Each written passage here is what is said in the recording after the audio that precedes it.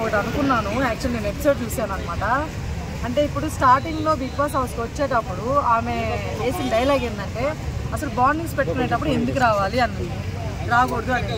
ఇప్పుడు అదే తను ఇప్పుడు ఎలాగ మరి తనూజాతో నా కూతురు అమ్మ అది ఇది అని చెప్పి ముద్దులు పడుతుంది, మీదకి వెళ్తుంది అనమాట. మరి ఆ బాండింగ్ ఎక్కడి నుంచి వచ్చింది? రాంగే కదా అది.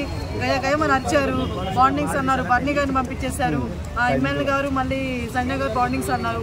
ఇన్ని బాండింగ్స్ మధ్యలో ఈ మళ్ళీ కొత్తగా ఇంకో బాండింగ్ ఎందుకు క్రియేట్ చేసుకోకూడదు కదా ఆ లెక్కన మరి.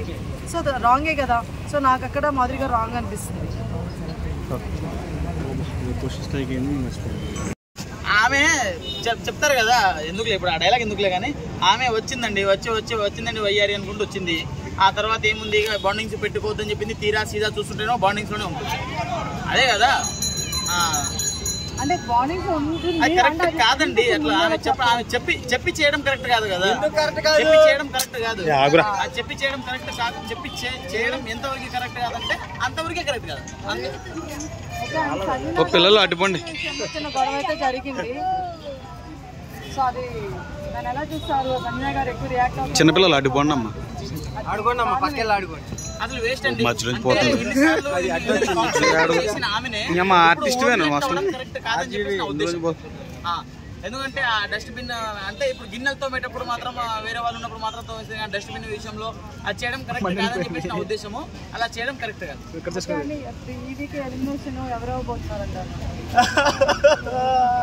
మా రమ్య మోక్ష అయిపోతుందండి పాపం. నేను ఖచ్చితంగా చెప్పగలను రమ్య మోక్ష ఎలిమినేట్. ఎందుకంటే స్టార్టింగ్ రావట్లేదు ఎందుకు రావట్లేదబ్బా అనుకున్నాను. కానీ ఇప్పుడు అనిపిస్తుంది కదా ఎందుకు పోవట్లేదు అంటే అప్పుడు ఈ చెయ్యి ఇప్పుడు ఈ చెయ్యి అంతే తేడా ఏం లేదు. ఇప్పుడు ఎందుకు పోవట్లేదు అనుకున్నాను గత వారం నుంచి. అమ్మయ్యా ఇక వెళ్ళిపోతుందిరా బాబు అనుకున్నా. పచ్చళ్ళు అమ్ముకుంటుందా? లేదండి, అంటే బయట ఫిజికల్ గా కనపడ్డదిలే కానీ అంత ఏం లేదు డల్లా. ఎందుకంటే అవన్నీ ఫిల్టర్స్ ఏం లేవు అక్కడ.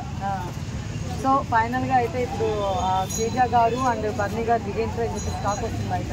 సో వాళ్ళు ఎంట్రీ ఇస్తే ఏంటి, ఇవ్వకపోతే ఎలా ఉంటుంది? దుమ్ము లేపడానికి వస్తుందా దమ్ము శ్రీజ. ఓకే బం బజే అంటున్నా భరణి గారు ఖచ్చితంగా అదే చెప్తున్నానండి. శ్రీజ గేమ్ చూసాము, పికిల్స్ గేమ్ చూడలేదు. పికిల్స్ ఏమో ఏముంది కారం ఎక్కువైపోయింది, నోరు మండింది, నీళ్లు తాగేసారు చల్లబడ్డది.